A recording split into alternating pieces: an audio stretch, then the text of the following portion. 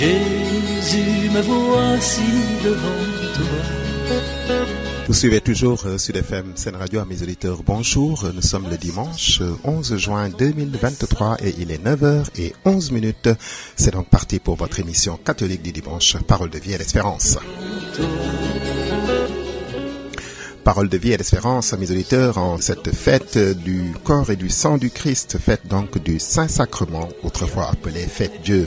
Alors à la présentation de votre émission, vous aurez Georges Faye à la partie technique, à la ceinture. Et en cette fête du Saint-Sacrement du corps et du sang du Christ, voici les textes que la liturgie nous présente à mes auditeurs. La première lecture est tirée du livre du Deutéronome au chapitre 8, les versets 2 à 3, puis les versets 14 à 16. La deuxième lecture est tirée de la première lettre de Saint Paul apôtre aux Corinthiens au chapitre 10, les versets 16 à 17. Et enfin, l'évangile de ce dimanche est de Saint Jean au chapitre 6, les versets 51 à 58. Alors, ainsi donc se présentent les textes de ce dimanche du Saint-Sacrement, fête du corps et du sang du Christ.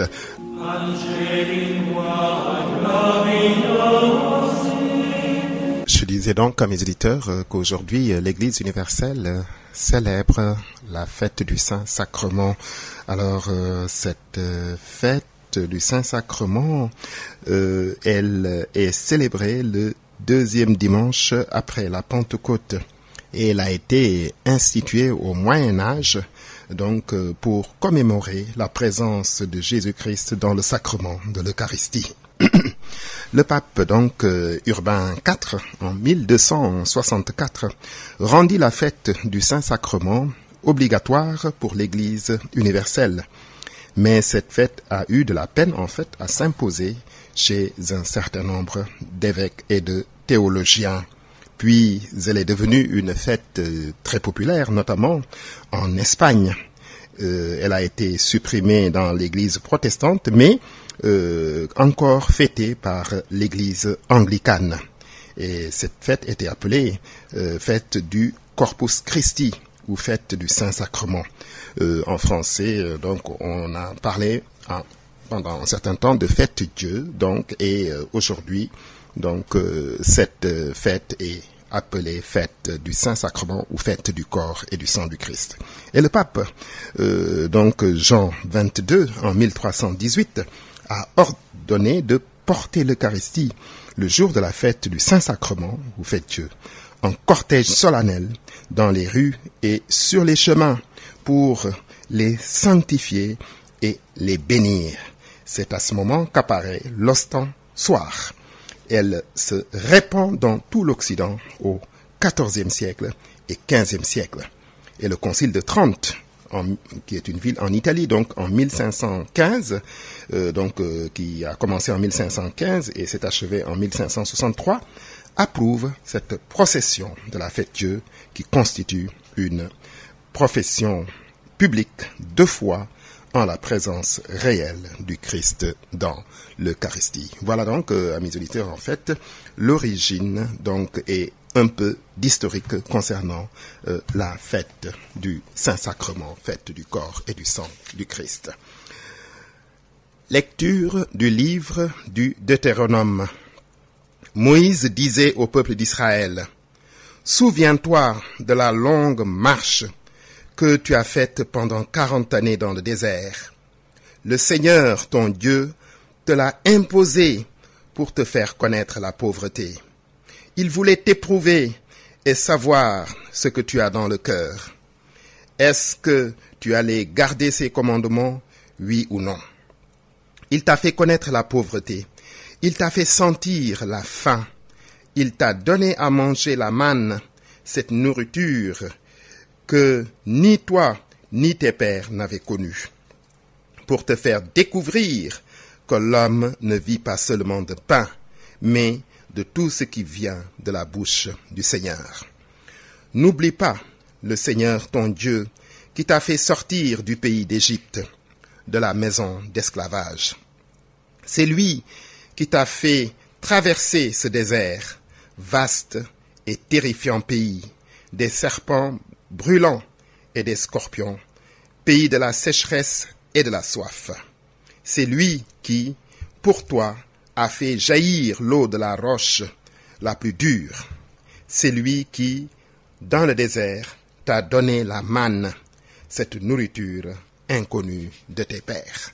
Voilà donc, amis auditeurs, le texte de la première lecture, tiré donc, comme je le disais tantôt, du livre du Deutéronome.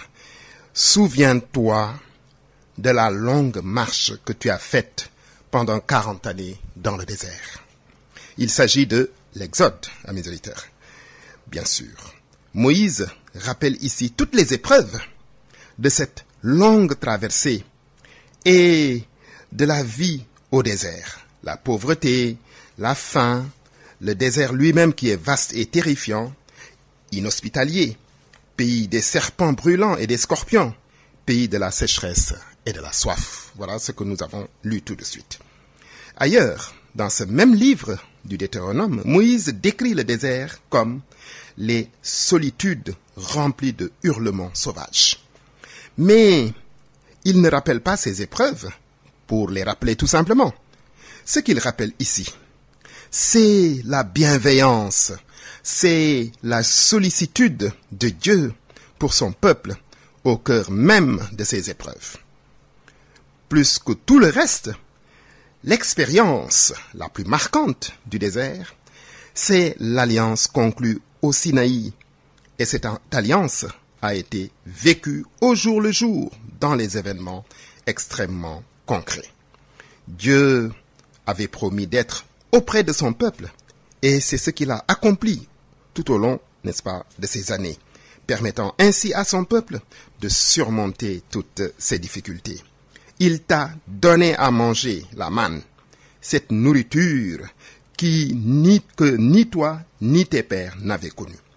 C'est lui qui t'a fait traverser ce désert. C'est lui qui, pour toi, a fait jaillir l'eau de la roche la plus dure. On reconnaît là, au passage, tous les épisodes de la traversée du Sinaï, racontés par le livre de l'Exode et par celui des Nombres. Tout cela, on sait que c'était le prix à payer pour la liberté. Mais le plus curieux, en fait, ici, c'est que Moïse présente ces épreuves comme un temps d'apprentissage imposé par Dieu. Souviens-toi de la longue marche que tu as faite pendant 40 années dans le désert. Le Seigneur, ton Dieu, te l'a imposé pour te faire passer par la pauvreté.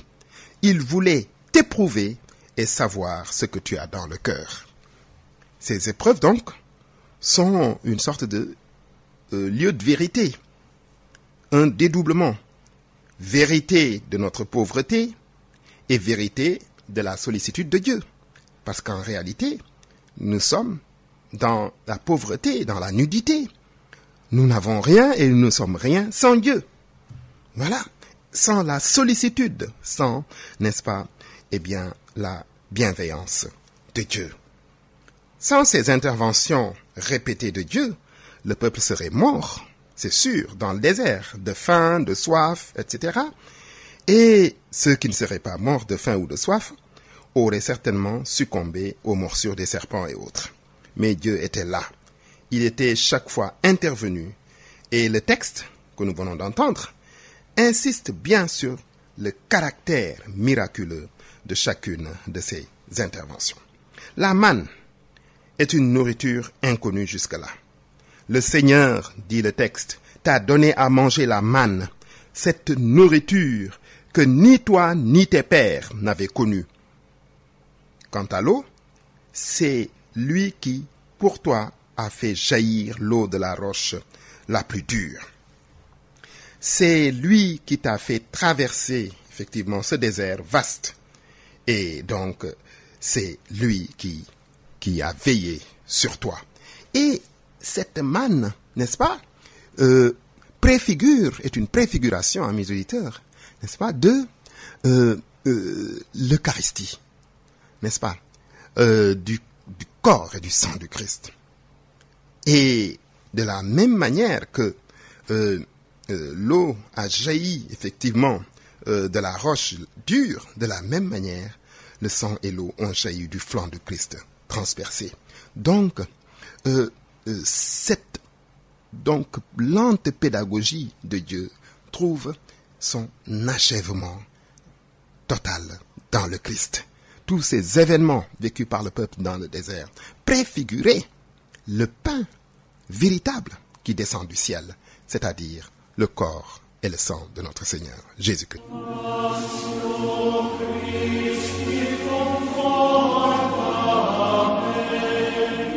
Évangile de Jésus-Christ selon saint Jean. Après avoir nourri la foule avec 5 pains et 2 poissons, Jésus disait, « Moi, je suis le pain vivant qui est descendu du ciel. Si quelqu'un mange de ce pain, il vivra éternellement. Le pain que je donnerai, c'est ma chair donnée pour que le monde ait la vie. » Les Juifs discutaient entre eux. « Comment cet homme-là peut-il nous donner sa chair à manger ?» Jésus leur dit alors, « Amen, amen, je vous le dis, si vous ne mangez pas la chair du Fils de l'homme, et si vous ne buvez pas son sang, vous n'aurez pas la vie en vous. Celui qui mange ma chair et boit mon sang a la vie éternelle, et moi, je le ressusciterai au dernier jour. En effet, ma chair est la vraie nourriture, et mon sang est la vraie boisson. Celui qui mange ma chair et boit mon sang demeure en moi, et moi je demeure en lui. De même que le Père, qui est vivant, m'a envoyé, et que moi je vis par le Père, de même aussi, celui qui me mangera vivra par moi. Tel est le pain qui descend du ciel. Il n'est pas comme celui que vos pères ont mangé. Eux, ils sont morts. Celui qui mange ce pain vivra éternellement. Voilà donc, amis auditeurs, la page d'évangile de ce dimanche du Saint-Sacrement. Alors, page d'évangile qui est bien surprenante, notamment pour un non-chrétien. Et d'ailleurs, ça se voit à la réaction des Juifs. Quand Jésus dit, effectivement, après avoir nourri la foule avec 5 pains et 2 poissons, eh bien, il leur parle d'une autre nourriture. Parce que la nourriture qu'ils avaient mangée, c'est la nourriture du corps, simplement. C'est la nourriture du corps. Le pain, le poisson, de la nourriture que nous consommons tout le temps. Et ça n'empêche pas de mourir. Ça symbolise, eh bien, les besoins du corps. Mais Jésus nous dit qu'il, lui, il est le pain vivant qui est descendu du ciel. Si quelqu'un mange de ce pain, il vivra éternellement. Dans le texte de la première lecture, amis auditeurs, eh bien, Dieu avait dit, donc, l'homme ne vit pas seulement de pain. Parole d'ailleurs du Deutéronome que Jésus reprendra lors des tentations de Satan dans le désert. Oui. Et Satan avait dit, effectivement, ordonne que ces pierres se changent en pain. Oui, tu es là, tu jeûnes, tu as faim dans le désert. Tu pourrais ordonner que ces pierres deviennent du pain, afin que tu puisses en manger. Et Jésus lui avait dit, il est écrit, c'est-à-dire que dans le livre du Deutéronome, Dieu dit, l'homme ne vit pas seulement de pain, mais de toute parole qui sort de la bouche du Seigneur. Et c'est cette parole, effectivement, que Jésus, du livre du Deutéronome, que Jésus, donc, avait reprise. Ici aussi, donc, c'est ce qu'il nous montre. Les pains et le poisson sont la nourriture du corps, qui n'empêche pas de mourir. Mais il dit, lui, c'est le pain descendu du ciel, comme la manne était tombée du ciel, n'est-ce pas, dans le désert, pour que le peuple puisse manger, effectivement. Eh bien, de la même manière, lui, effectivement, descend du ciel, et pour non pas nous donner la vie du corps simplement, la nourriture du corps, mais pour nous donner la vie éternelle. Mais, je disais tantôt à mes auditeurs, que ces paroles de Jésus ne sont pas faciles à entendre. D'ailleurs, les Juifs récriminent entre eux. Comment cet homme peut-il, n'est-ce pas, nous donner sa chair à manger? Et Jésus leur dit, Amen, Amen, je vous le dis, si vous ne mangez pas la chair du Fils de l'homme, si vous ne buvez pas son sang, vous n'aurez pas la vie éternelle. Donc, c'est des paroles assez surprenantes, véritablement. Comment est-ce que Jésus prônerait une sorte de cannibalisme? Manger la chair d'un homme. Est-ce que Jésus prônerait une sorte de vampirisme, être un vampire pour sucer du sang, etc. Mais non, bien entendu, il n'a jamais dit qu'il fallait prendre, c'est-à-dire son corps, donc son enveloppe charnelle, etc., pour la manger comme feraient des cannibales. Mais, effectivement, Jésus préparait ce qu'il allait faire au moment de la scène, le dernier repas qu'il prend avec ses disciples. Et avant sa mort, il prit du pain, prononça la bénédiction, le rompit, le donna à ses disciples, et il leur dit, « Ceci est mon corps, prenez et mangez. » Il prit ensuite la coupe pleine de vin, prononça la bénédiction, et la leur donna en disant, « Ceci est mon sang, donc versé pour vous. » Et il leur dit, « Vous ferez cela en mémoire de moi. » Et c'est ce qui fait que, lorsque, pendant l'offertoire, les saintes espèces, le pain et le vin, sont consacrées, elles deviennent véritablement le corps et le sang du Christ. Ça devient ce pain descendu du ciel et qui nous donne la vie éternelle. Puisque celui qui mange mon corps et boit mon sang vivra éternellement, nous dit le Christ. Mais l'analogie entre l'Eucharistie et la manne ne va pas très très loin, jusqu'au bout. Puisque Jésus le dit, vos pères dans le désert ont mangé la manne, mais ils sont morts. La nourriture que nous prenons quotidiennement ne nous empêche pas de mourir. Elle nous permet seulement de vivre, mais ne nous empêche pas de mourir. Mais Jésus dit, le pain que moi je donne, c'est le pain de la vie éternelle. L'Eucharistie, mes auditeurs, c'est un avant-goût d'éternité. C'est le pain des anges. Le voici le pain des anges, comme le dit le chant, effectivement. C'est le pain véritable, corps et sang de Jésus-Christ. Voilà, n'est-ce pas, ce que nous croyons. Voilà pourquoi, effectivement, il y a ce mystère du Saint-Sacrement, véritablement. Donc, on voit que, à la suite de ce discours de Jésus, beaucoup de gens vont cesser de le suivre. Ce qu'il disait était inacceptable. Et il va se retourner vers les 12 et il va leur demander, et vous ne voulez pas partir vous aussi? Et c'est là que Pierre va répondre. Pour nous tous, pour les hommes de tous les temps, à la suite du Christ. À qui irions-nous, Seigneur? Tu as les paroles de la vie éternelle. Voilà, amis auditeurs, le paradoxe de la foi. Ces paroles sont humainement incompréhensibles et pourtant elles nous font vivre. Il nous faut suivre le chemin, n'est-ce pas, que Pierre a emprunté. À qui irions-nous, Seigneur? Vivre de ces paroles, les laisser nous nourrir et nous pénétrer sans prétendre les expliquer. Et il y a là déjà une grande leçon, vous en conviendrez avec moi, mes auditeurs. Ce n'est pas dans les livres qu'il faut chercher l'explication de l'Eucharistie. Mieux vaut y participer et laisser le Christ nous entraîner dans son mystère de vie. Le mot qui revient le plus souvent dans ce texte, c'est la vie. Le pain que je donnerai, c'est ma chair, c'est-à-dire ma vie. C'est ma vie que je donne. nul ne la prend, mais c'est moi qui la donne. C'est ma vie donnée pour la vie du monde. C'est-à-dire que le Christ donne sa vie sur la croix. Pourquoi? Pour que le monde ait la vie éternelle. La lettre aux Hébreux le dit bien.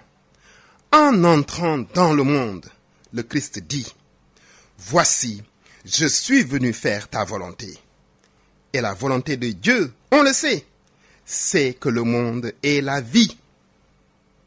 Une vie qui est un cadeau, puisqu'il donne le pain que je donnerai. Donc, c'est un cadeau. Et Isaïe l'avait déjà annoncé. Vous tous qui avez soif, venez, voici de l'eau. Même si vous n'avez pas d'argent, venez acheter et consommer. Venez acheter du vin et du lait sans argent, sans rien payer. Pourquoi dépenser votre argent pour ce qui ne nourrit pas et vous fatiguer pour ce qui ne rassasie pas? Écoutez-moi bien, et vous mangerez de bonnes choses, et vous vous régalerez de viande savoureuse. Prêtez l'oreille, venez à moi, écoutez, et vous vivrez, nous dit Isaïe. Et ce qui nous fait vivre, c'est le don de la vie du Christ. Si le Christ n'avait pas donné sa vie en rançon pour la multitude, nous n'aurions pas eu la vie éternelle. Mais c'est parce que la vraie vie, c'est la vie éternelle. Ce n'est pas la vie en ce monde. Ce que nous appelons son sacrifice. Donc, c'est ça qui nous sauve. Mais il ne faut pas nous méprendre sur le sens du mot sacrifice. Tout au long de l'histoire biblique, amis auditeurs, on a assisté en fait à une transformation, à une véritable conversion de la notion de sacrifice. On peut déceler plusieurs étapes dans cette pédagogie qui a pris des siècles. Et au début de l'histoire biblique, le peuple hébreu pratiquait, comme beaucoup d'autres peuples, des sacrifices sanglants, des sacrifices humains, des sacrifices d'animaux, etc. Spontanément pour s'approcher de Dieu, pour entrer en communion avec lui. Et c'est le sens du mot sacrifier. Sacrum facere ou sacrum facere. C'est-à-dire faire du sacré. C'est ça le sens du mot sacrifice. Faire du sacré. On croyait devoir tuer. Au fond, pour entrer dans le monde de Dieu, du Dieu de la vie, on lui rendait ce qui lui appartient, la vie. Donc, on tuait un animal. Et on va progressivement évoluer de sacrifices d'animaux et autres vers le sacrifice véritable, c'est-à-dire le corps et le sang du Christ, le vrai sacrifice, le sacrifice définitif et éternel, c'est le sacrifice du Christ sur la croix lorsqu'il donne sa vie en rançon pour la multitude. Et donc, c'est l'alliance nouvelle et éternelle qui sera versée pour vous et pour la multitude en rémission des péchés. Voilà le sens profond, n'est-ce pas, de ce sacrifice du Christ. Alors je rappelle à mes auditeurs que vous continuez toujours de suivre Parole de vie et d'espérance en ce dimanche du Saint-Sacrement. Et comme nous l'avons dit, eh bien, ce pain est le pain véritable qui est descendu du ciel. Le Christ le dit, et dans cette pédagogie, n'est-ce pas, progressive de Dieu, on retiendra ces fameux chants du serviteur que nous retrouvons dans le 2e Isaïe. À travers ces 4 textes, on découvre ce qu'est le véritable sacrifice que Dieu attend de nous. Sacrifier, c'est-à-dire faire du sacré, c'est entrer en communion avec le Dieu de la vie. Ce qui n'est pas tuer, en fait. C'est faire vivre les autres, c'est-à-dire mettre nos vies au service de nos frères. Et le Nouveau Testament présente souvent Jésus comme ce serviteur annoncé par Isaïe. Sa vie est tout entière donnée pour les hommes. Elle est le sacrifice parfait tel que la Bible a essayé de l'inculquer à l'humanité.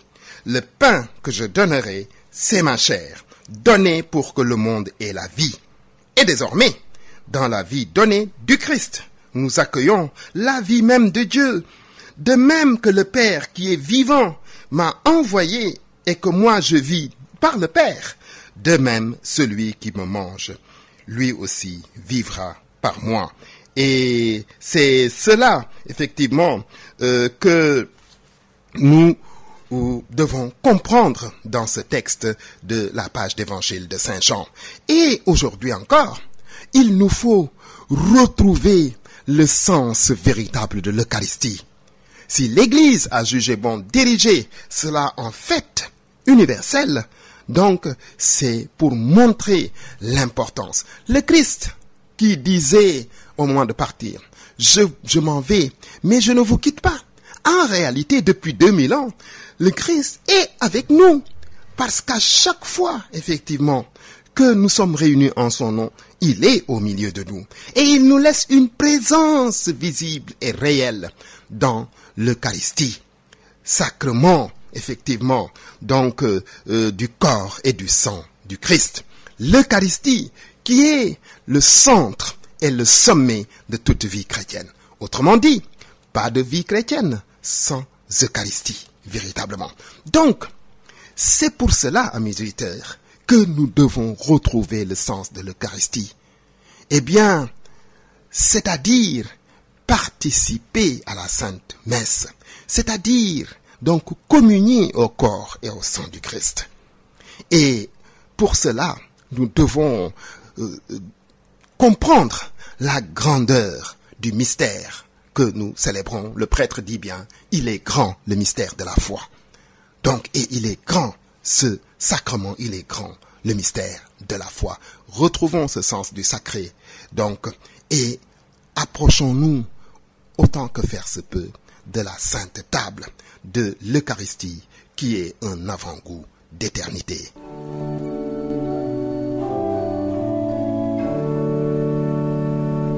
Lecture de la première lettre de Saint Paul apôtre aux Corinthiens.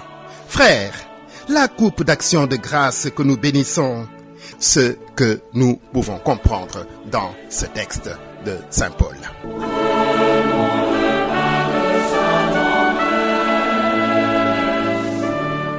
Ainsi donc, amis auditeurs, en multipliant les pains et les poissons pour nourrir la foule, Jésus se révèle comme le nouveau Moïse.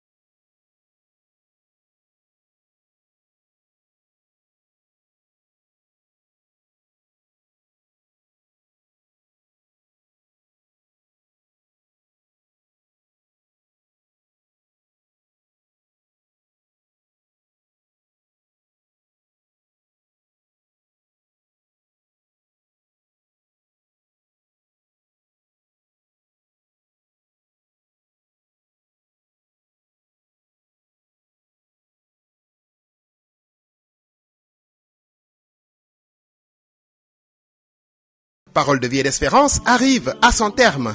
Donc à la présentation, vous aviez Georges Faye, à la partie technique notre ami Alassane Thioune. Merci pour votre aimable écoute et à bientôt sur cette même antenne.